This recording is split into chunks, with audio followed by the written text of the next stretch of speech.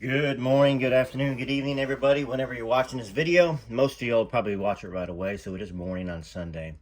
And since it's Sunday and morning time here in the South, I thought what a better time to start reading The Faith of Elvis.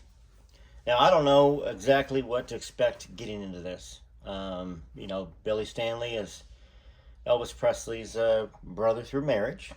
They were all young little kids when Dee and Vernon got married, and Elvis had met them, over in Germany, I believe it was. And then they moved into Graceland. And maybe they didn't meet in Germany. I could be wrong about that. They might not have met until they got back to the States. Not sure. Y'all could let me know that detail because I just don't have it at my recall.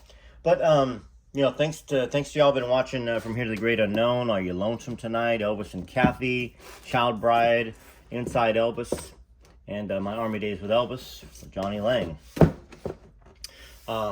So it's Sunday, and so this is what we're going to start reading. We're going to see whether this has got any great information about Elvis, whether there's any trash in it. And then, of course, this is Billy Stanley, different from Billy Smith, which would be Elvis's cousin. Thank you for those who've been watching every bit of the videos. Now, when you click on a video and you watch it all the way through, that helps me greatly. If you click on it and watch 2 minutes, it kind of hurts the video. But that being said, keep watching. If you can only watch 2 minutes, 5 minutes, 7 minutes, do so, okay? All right? And thank you for those that are leaving me the super thanks. So we will get into this book here. So, we're not going to read this part. Praise for the Faith of Elvis. Let's just get going, huh? I'm curious. I've never written this before. I've never read this before.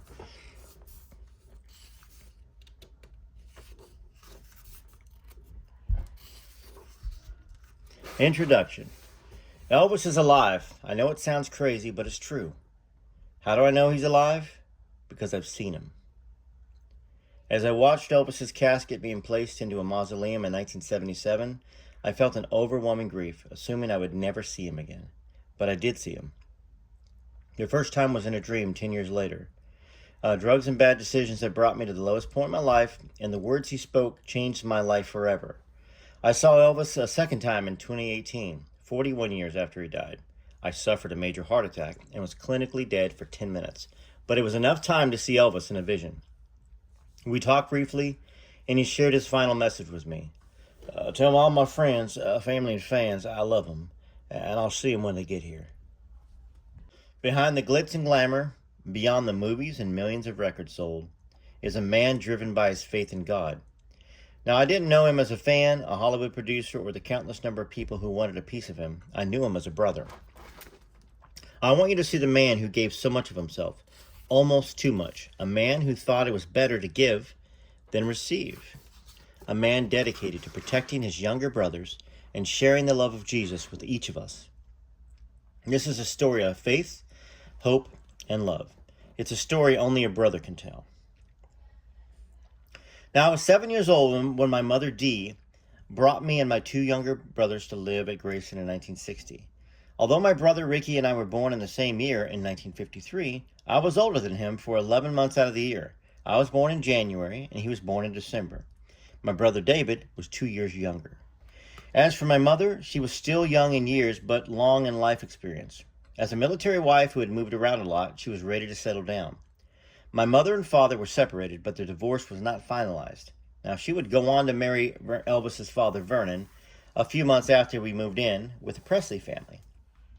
None of us had any idea how our lives were about to change. Moments after we arrived at Graceland, the man the world knew as the King scooped me up and my brothers in his arms and exclaimed, Daddy, I've always wanted a little brother. Now I got 3. These were some of the first words that I actually heard Elvis speak. He would never call us stepbrothers. From that moment forward, we were simply his brothers. We were family. That's a good man. And that's how I felt about my stepbrothers. My stepbrother David, stepbrother Stephen, who's still alive. David passed away a couple years ago. And my stepsister Donna, who passed away as well. Both of those through cancer about 9 years ago. So I love hearing that, and I've heard it before, but I love seeing it on print. We were the only children when we arrived, pulled into a world the three of us could never have imagined. Elvis instantly stepped in as an older brother and cared for us. Through the years, countless people came in and out of Elvis's life, but we were there through it all, on the inside with the real Elvis. He became our friend, mentor, guide, teacher, and cheerleader. No one had more impact on me and my brother's lives. For as long as I can remember, Elvis used the same Bible, which went with him everywhere. When I was finally old enough to work for him, I was in charge of that Bible. I made sure the Bible made it to every hotel room where we stayed. I placed it neatly on his bedside table, where he wanted it to be waiting for him after his sold-out performances. For years, when he would call me to his room, Elvis would be holding his Bible in his hands when I arrived. It was well-torn, filled with his own notes and highlights. I was a young man thrust into a world that was occasionally under the spotlight, and he entrusted me with that Bible to guard and ensure that it went everywhere he went. In those private moments, when he spent time with his Bible, I saw the real Elvis, a man rooted in faith. From the day we met until our last conversation, he shared that faith with me. It began with a special bedtime prayer, our first night at Graceland, and ended up just 2 days before his death in a conversation about Jesus, love, and forgiveness. In the 17 years between, I was a first-hand witness to his faith in Jesus and love for everyone. Now, Elvis wasn't perfect. Just like the rest of us who walk the earth, he was broken. Even so, Elvis knew he was blessed, and he loved to give to others. He extended the same generosity to everyone. His message was always clear. Treat everyone the same. Look at their hearts and souls and how they treat you. Even if they treat you badly, something could be going on in their lives at that time. So you just look at them and say, I forgive you, and go on. Elvis believed in love and wanted that for me and my brothers more than anything. He wanted that for everyone. He lived it every day and found a way to share it with the world through life and music. Now, there came a time in Elvis's career when he began including a gospel set in his show. Thousands of adoring fans seeking the thrill of his signature music were introduced to his version of gospel songs and hymns. That was his testimony. He saw his music as a way not to just make a living, but to change lives. He saw it as a ministry. Elvis knew he couldn't perform miracles, but miracles happened through the power of his music. He was spreading the good news with the gift that God gave him, his voice. The stage was his pulpit. The screaming fans were his congregation, and it was magical. Fans would come up to us talking about how the gospel set made them believe again. They came to see the King, but left knowing another King, the one who could save them. This was his legacy. Elvis released 24 albums in different genres over his career, but he won only Grammy Awards for his gospel music. If you listen to his recordings of gospel music, you can hear there is something different, something more soulful about those recordings. The reason is because those songs contained a truth that reached more deeply into Elvis's soul than anything else. His favorite Bible verse was John 3:16, which says, For God so loved the world, that he gave his one and only Son, that whoever believes in him shall not perish, but have eternal life. That is what Elvis wanted more than anything, for people to know God and to come to faith in Jesus. Elvis sensed that his time on earth was limited. Shortly before his death, he sat down with the three of us, his brothers. He said, if anything happens to me, if I die, there's only 3 people in the world who can truly tell my story from the right perspective. As my brothers, you're the only ones that can do that. Now it's time to carry that torch, to see through the wishes of the King of Rock and Roll. Well, why another Elvis book? Actually, before we start that, obviously Lisa was only 9. He wouldn't expect Lisa to write a book. I don't think he told Charlie that. I don't think he told Kathy that. At least I didn't see anything about that. Nobody that wrote books about Elvis did he tell that. Did he tell his brothers that? If anything happens to me, if I die, there's only 3 people in the world can truly tell my story from the right perspective. As my brothers, you're the only ones who can do that. Did he say that to Billy and Ricky and David? If he did, and they were there constantly, so far I'm liking what I'm hearing. Let's continue on. Why another Elvis book among the countless others that have been written? Because there's a side of Elvis that has not been explored until now, his faith. I told the story of my life with Elvis in my previous book, Elvis, My Brother. which I haven't read, by the way, disclaimer. Now I'm ready to share my firsthand perspective of Elvis's true motivation, to share God's love through his life and music. The book is mostly chronological, but not strictly so, since each chapter focuses on a specific topic related to Elvis's faith. Many of the chapters focus on themes directly related to notes and reminders that Elvis wrote in his Bible. Sharp-eyed Elvis fans will notice that most of the chapter titles are gospel songs recorded by Elvis.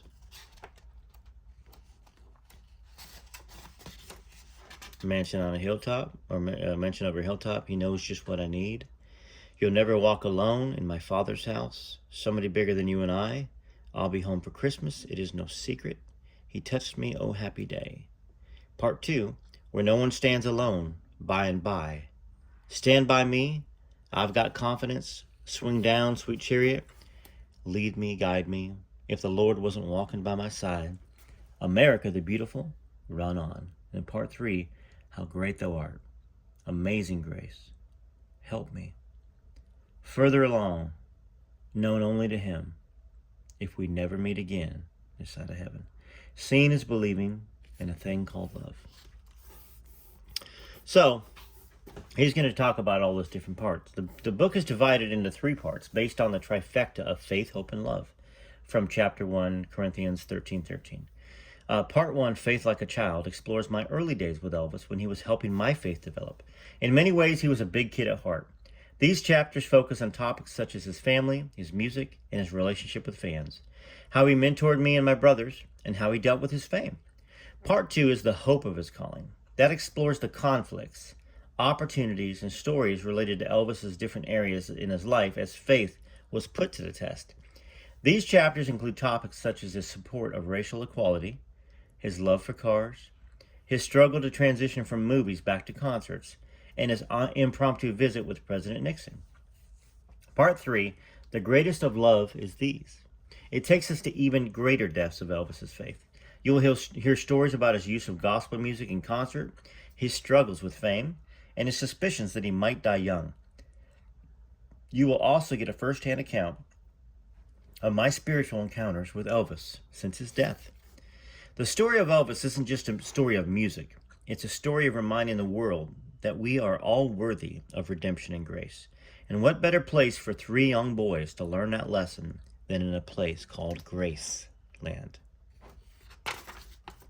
Part 1, Faith Like a Child. It's well written so far. It reads very easily. Chapter 1, Mansion Over the Hilltop. I remember the first time I heard Elvis Presley. We were sitting around the dinner table, and my father nonchalantly said, "Private Presley checked in today." Now, you'd have thought he was reciting a random fact he'd heard on the news instead of the earth-shaking information it was to most Americans. It was 1959, and we were living in Germany, where my father, Bill, was stationed.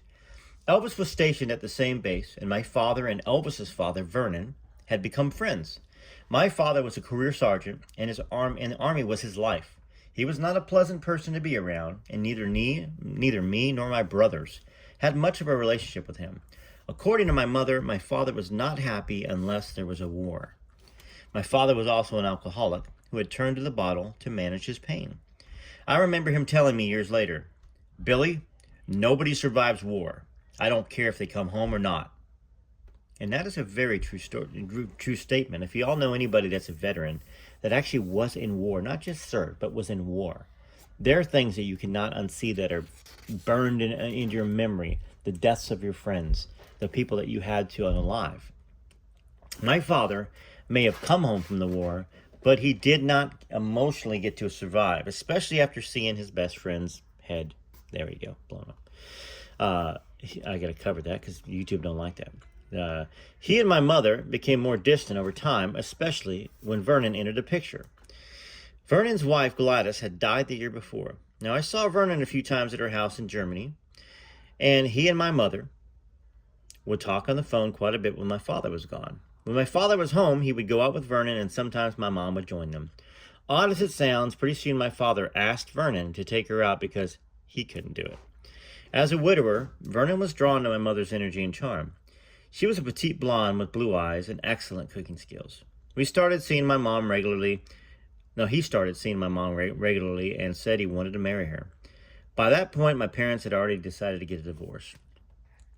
Now, that was no surprise because the arguments had gotten worse than usual, especially since Vernon had entered the picture. Now, it was a matter of time only um, until Vernon would become our stepfather. Elvis was already a worldwide sensation by this time. However, Vernon was the one who was much more prominent in my life when we lived in Germany. He would mention things like, I've got a son named Elvis. It was never, I've got a son who's a famous rock and roll musician. Or, he's a movie star. Before meeting Elvis, I never thought of him as being anyone other than Vernon's son. Vernon knew that Elvis was going to come back to the States in 1960 after his Army commitment was finished. As a result, he and my mother wanted to get us kids back here then and return to Germany to get the divorce finalized since my father was remaining there. Vernon took us to the airport in his car, and there was no discussion of what was going on. Kids back then were seen, but not heard, so we just sat there and didn't ask questions. My main memory from the airport was that it looked like something out of Casablanca in the final scene, when Ingrid Bergman is about to get on the plane. It was a foggy German night, and I remember walking up the airport. I gotta cover that, I'm sorry. We still got some of that text in there, that's a little inflammatory. Let's get back here. There we go. It was a foggy German night, and I remember walking up the airplane steps. When I got to the top, I turned around to look, and there were two men, Vernon and my father. My life was changing right before my eyes. One man was coming into the picture, and the other one was going out. Now, my mother needed to arrange temporary housing for us boys for a few months since she didn't own a residence in the States. The best she could do was arrange for us to stay with our Aunt Peggy. However, she only had a trailer, and already her two teenagers were living with her. We only stayed there about a month. Vernon located a boarding school and arranged for our stay there. When we arrived, the staff showed us all around and told us how great it would be. Well, they even took us for a boat ride to make it seem like a happy place. But as soon as Vernon and my mother left to head back to Germany, things got dark pretty fast. The headmistress took us to her room and pointed out, "That's where you'll be sleeping." She told us not to ask any questions and just stay in line. When the staff corrected us, they never whipped us, but instead put Tabasco sauce on our tongues. Well, that happened to me a lot. At the time, it burned, but over the years, I came to enjoy Tabasco. Crazy, huh? During Halloween, I remember the older kids saying, "The younger kids stay inside and we'll come and get you later." I thought that was kind of strange, but assumed maybe that was the way they did it here. While I was lying on my bed, which just happened to be right next to a window with blinds, I pulled the blinds up and looked outside. I could see all the older kids dressed up in their costumes getting in the cars. They never came back to take us. But that's what it was like there. The older kids got everything, and we didn't get anything. Looking back on it now, I understand that our mother was doing the best with what she had. She knew the boarding school was a temporary arrangement, and that we had a much better life ahead if we could just be patient. She had no idea that the dog and pony show put on by the staff when we arrived was the complete opposite of what it was really actually like. From our perspective, as kids, we felt like our mother had abandoned us. We got a phone call every now and then. "I'll come pick you boys up as soon as I can get there." But that was it. This went on for 4 or 5 months. Now, this is something I didn't know, and I don't think y'all knew about this. We wondered if we had done anything wrong. The real kicker came during the Christmas season. We saw all the other kids leaving with their families for the holidays, but not us. There was only one other kid who was left there for Christmas. Nobody came to pick us up, take us home, or bring us any gifts. We didn't understand what was happening or what a divorce was. All we knew was that we were alone. At age 6, I didn't know anything about prayer. But that's when I said my first one, there at the boarding school. I cried, "Please, Lord, get me out of here. What did we do to deserve this?" I had no way of knowing that around the same time, Elvis was finishing his service in the Army. My mother traveled back to the States with him and took the train to Memphis. One day, she called us at the school and told us that she would pick us up in a few days to take us to our new home. Well, we were excited yet apprehensive following the last several months. Last time we were promised a sleepaway camp, and, well, look how that turned out. We packed up our few belongings with no idea what to expect. The morning that we were to be picked up, the staff had us dressed in our best clothes. When our mother arrived, we walked outside and saw a brand new shiny black Lincoln Continental. It was the biggest car I had ever seen in my life. "Where's Dad?" David asked Mom. "Well, you boys know Vernon. He's going to be your new father." Well, we didn't understand what was happening, but we did know one thing. We couldn't get out of there fast enough. So we piled into the back seat and headed towards our new home in Memphis. All right, so let's talk about that a little bit. First off, gosh, I enjoy how it reads. Now, either Billy's a great writer, or the editors and of Nelson Books really edited it very well. Stuff I didn't know about the rough start for them. And the fact that we all know, I think most of us Elvis fans know that Billy and Ricky and David all got into drugs and all that stuff. Maybe even worse in some ways than Elvis. And there's a reason for that. That's a rough beginning. Abandonment. That's a tough thing. That leads you to do things like that. All right, so it was a chilly night in March 1960 when our Lincoln pulled up to the wrought iron gates of Graceland. Well, my two younger brothers and I had fallen asleep on the way. Mom was excitedly reaching into the back seat telling us, "Wake up, boys, wake up! This is your new home!" Vernon honked the horn and the magical gates slowly opened to our new life. I rubbed my eyes in disbelief as I stared wide-eyed through the windshield. We gently rolled by the giant musical notes and the silhouette of a man playing guitar built into the gates. The house was lit up from the outside. It looked like a castle, straight out of a Disney movie. My world instantly turned from black and white into a technicolor dream, brighter and more beautiful than anything I'd ever seen on television. "Does a king live here?" I asked. "Well, some people say he's a king," Vernon replied. I couldn't wrap my mind around the size of the house. Now, my father was in the military, and we were accustomed to small apartments. A big home to us meant one or two or three bedrooms. Pulling into the driveway at Graceland, I realized this castle would be my new home. And it definitely had more than 3 bedrooms.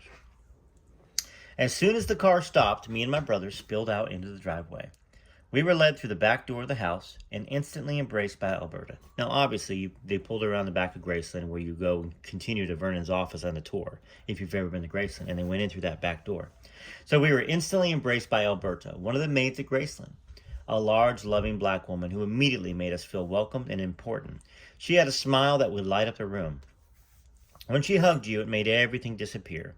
She was the first person we met, and with a big smile on her face, she said, "I'm going to treat these boys like my own." I love that.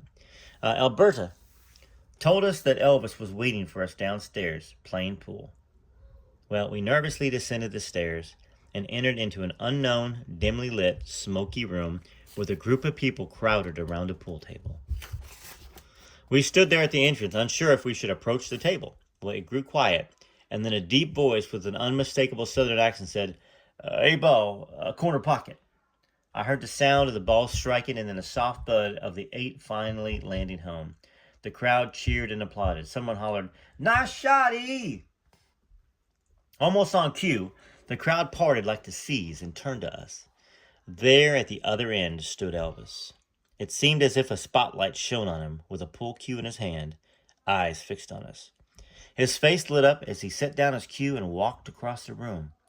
Looking down at the 3 of us, he asked, "What do we have here, Daddy?" Vernon smiled and held his hand out as if presenting us. "These are your new brothers, Elvis." Without waiting to even hear his father finish his presentation, Elvis leaned down and scooped all 3 of us into his arms. I could feel the love coming from him. He had been expecting us. He knew we were scared and overwhelmed. I felt protected for the first time in many months. While still squeezing the 3 of us, he said, "Daddy, I was one little brother. Now I have 3. In a span of 12 hours, we had gone from seemingly abandoned to the loving embrace of Elvis, safely inside the walls of the castle known as Graceland. We were in uncharted territory and had no idea what to expect, but from the moment we encountered Alberta, it felt like home. Elvis turned to Vernon. "Daddy, I'm sure you and Dee are tired from the trip. Why don't you guys do what you want to do, and I'll tuck in the boys." Vernon agreed, and the crowd left us alone in the pool room with our big new brother. Well, Elvis asked us all kind of questions about what kind of toys we liked and what we were interested in. After a couple hours, he led us upstairs to get ready for bed. We were excited to be in our new home with our new older brother and quickly got our pajamas on and brushed our teeth. Elvis stood there smiling and laughing at us. "Are you ready to go to bed?" Elvis asked. "Yep. Haven't you forgot something?" No, we already brushed our teeth. No, you forgot to say your prayers. The three of us had only ever said prayers at mealtime, so this was foreign to us, but we followed our big brother's lead, knelt with him at the end of the bed, and folded our hands in prayer. Elvis spoke this prayer on our first night. Dear Heavenly Father, we thank you for this day and for our many blessings. I want to thank you for bringing these three little boys into my life. I promise to love and protect them for the rest of my life. I looked up at him as he finished his prayer, and I was just in awe of this amazing man. He was like no one I'd ever met. Nobody had ever said a prayer like that for us before. I reached up and put my hands on his back. He looked down, and a tear came to his eye. He picked us up one at a time, tossed us in bed, and gave us each a kiss on the cheek. And I fell asleep that night in wonder.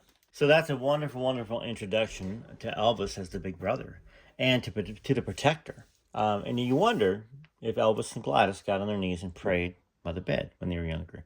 And Elvis was given the example of a mother figure in a way to the children. And I think that's an important thing to kind of notice, that he mothered those boys or big brothered them. I mean, Elvis was a sensitive soul. So I'm loving reading this here. So let's continue, okay? I promised y'all some longer reading. I'm going to try to do it when I can, all right? So next morning, we were awakened by Elvis excitedly running around the room, yelling at us to get up. Oh, we got to go outside. We got to go outside. I tried to shake off the sleepiness and locate my clothes. Elvis yelled, no time for that. He scooped up David and threw him over his shoulders, grabbed Ricky and me, and ran us outside to the backyard. What we found in the yard was the most amazing sight my 7-year-old eyes had ever seen. We stood in awe over a yard full of all the toys you could ever possibly imagine. Bikes, cars, balls, you name it. 3 of each one. I thought to myself, this guy's Santa Claus. It turned out that after he put us to bed the night before, Elvis had the stores in Memphis open up just for him. He went and bought all those toys. Make me choked up here. He went and bought all those toys based upon the answers we had given him while hanging out around the pool table. I was frozen, and so were Ricky and David. I said, "What are those?" Elvis said, "They're yours." "Can we play with them?" Yes, they're yours. You can go play with them. And we did. We ran through the yard exploring all the new amazing toys. Elvis ran with us, horsing around and helping when necessary. Well, I gravitated to one of the bikes. It had training wheels on it, but I let him know that I didn't need them. Someone grabbed him a wrench, and he started to take them off. But I jumped in to show I could do it myself. "Oh, a mechanic too, huh?" Elvis said, laughing. I removed the training wheels and tried to swing my leg over the seat, but it was too high and a little tough to get going on the grass in the backyard at Graceland, so Elvis held the seat while I mounted the bike. He ran behind me as I pedaled up the speed. Well, we spent the next day playing in the yard. As the day turned to night and the hours passed, we eventually went back inside and got dressed. Elvis pulled me aside and said, now I want to show you one of my toys. He led me to the garage, and I couldn't believe his collection of the cars. I recognized the black four-door Lincoln that we had traveled in the day before. There was also his iconic 1955 pink Cadillac Fleetwood and a white two-door Lincoln Continental Mark II. And, of course, his Harley-Davidson motorcycle. But the vehicles that interested me most were the 2 racing go-karts. My eyes were wide open, and Elvis helped me sit in one of them to try it out. He said, "One day I'll teach you how to drive it." Well, I got out of the go-kart, and we walked to the end of the line of parked vehicles where I saw one more car. However, this wasn't a full-size automobile or a go-kart. It was a smaller red battery-operated car. I asked who it belonged to, and he excitedly explained that it was just for me. That's sweet. I was so excited that I could hardly stand it. I asked if I could sit in it. Elvis was laughing as he said again that the car was mine. He sat me in the car, and we started talking. I said how excited I was to finally learn how to drive. He told me that he was going to be the one to teach me how to drive, and he explained, Billy, the right pedal makes you go, and the left pedal makes you stop. Elvis also said he eventually would teach me how to race cars. Well, as a 7-year-old, that was music to my ears. What a wonderful little beginning here. Elvis must have known that they didn't get any presents. You know, he probably asked, "How was your Christmas, Daddy and Dee?" And they were like, "What Christmas?" I mean, they didn't even send presents. Come on. I mean, I know Christmas was a little different back in the day, but you still got something, right? Those first 24 hours at Graceland were the things that dreams were made of. Not because we had arrived at a house that seemed as large as a castle, or had given more toys than we'd ever seen at one time. It was because we felt abundant love. We knew we were protected.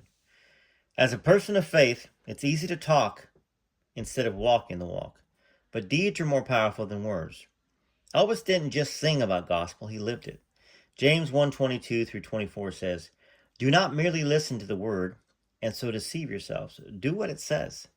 Anyone who listens to the word but does not do what it says is like someone who looks at his face in the mirror and after looking at himself goes away and immediately forgets what he looks like." When I read the Bible, I see a God of love. And that's the same way I've always seen God, as a God of love, not fear and punishment. That's really what I've always seen him as. Someone that follows behind you, and even if you're ignoring him, or, that he's still following you with his arms ready to catch you. Elvis was a living, breathing example of God's love. We didn't know Elvis as the world knew him. The day before, he'd been a stranger to us, and we had no idea how famous he was or that he was a movie star. He was just a man who welcomed us into his home and treated us like his own kids. He prayed with us, played with us, and would provide for us and protect us.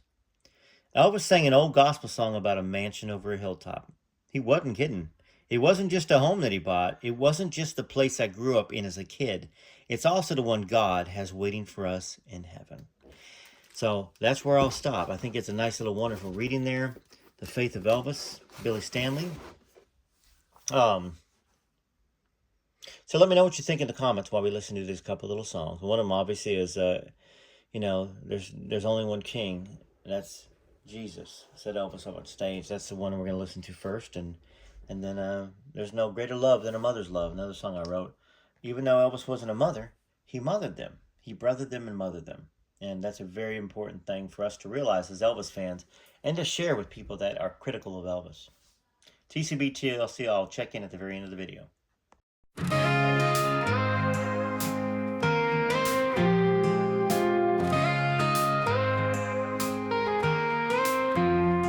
There's one king above all, a light that never fades, a name that we call in every prayer we say. Through every storm we face, he stands tall and true, lifts us up with his grace, and shows what love can do. There's only one king, that's Jesus. Only one king that guides and frees us. Every eye closed and every hand raised. There's only one king, that's Jesus. Set Elvis up on stage.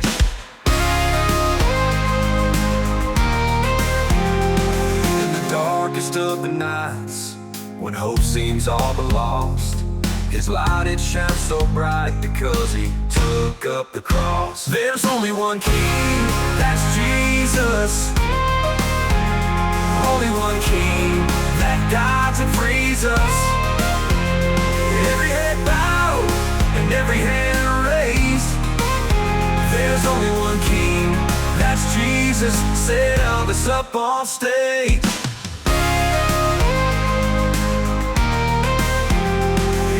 Darkest of the nights, when hope seems all but lost, his light it shines so bright because he took up the cross. There's only one king, that's Jesus. Only one king that guides and frees us. Every head bowed and every hand raised. There's only one king, that's Jesus. Set Elvis up on stage. His life for us so that we all may live. Only one king, that's Jesus. Only one king that guides and frees us. Every and every hand raised.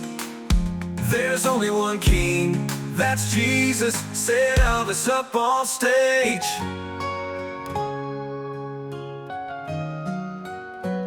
She held him close to her heart from the very start.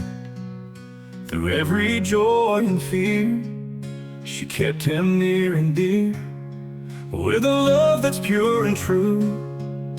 In everything she'd do, a mother's guiding light shone through the Elvis night.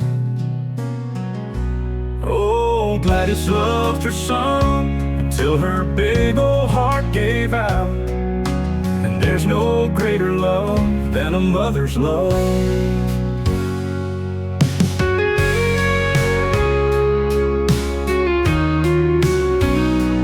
Holding her hand, he found peace, and all her worries would not cease. There shares a bond that never fades. It loves me tender shades. Oh, Gladys loved her son until her big old heart gave out. And there's no greater love than a mother's love.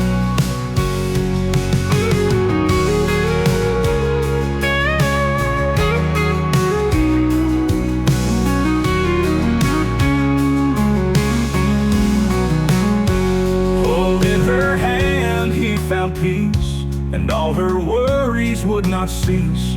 They shares a bond that never fades. It loves me tender shades. Oh, Gladys loved her son until her big old heart gave out. And there's no greater love than a mother's love. With every note he'd sing, he danced on her heartstrings. A melody so sweet made their bond complete. Oh, Gladys loved her son until her big old heart gave out. And there's no greater love than a mother's love. Yeah, there's no greater love than a mother's love.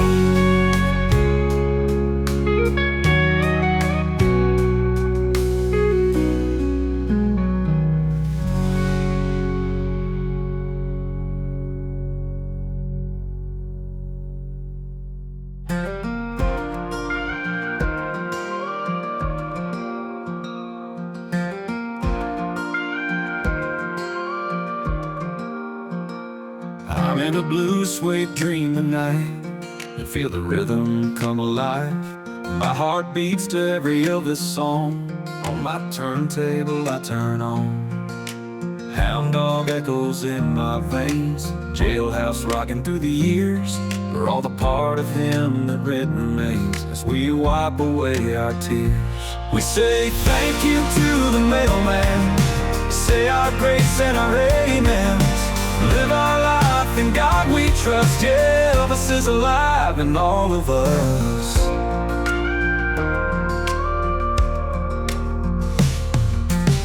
Feel the tremor in the night. Guitar strings start to hum, and the stars up there so big and bright as Elvis starts to strum.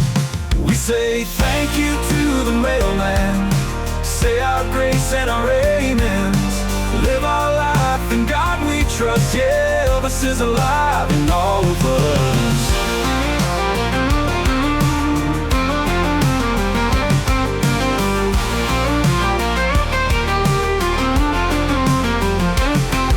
First a blue moon in the sky, can't help falling but don't wonder why. Elvis' spirit never dies in our soul. For all our lives we say thank you to the mailman, say our grace and our amens. Live our life in God we trust. Yeah, Elvis is alive in all of us. Yeah, Elvis is alive in all of us.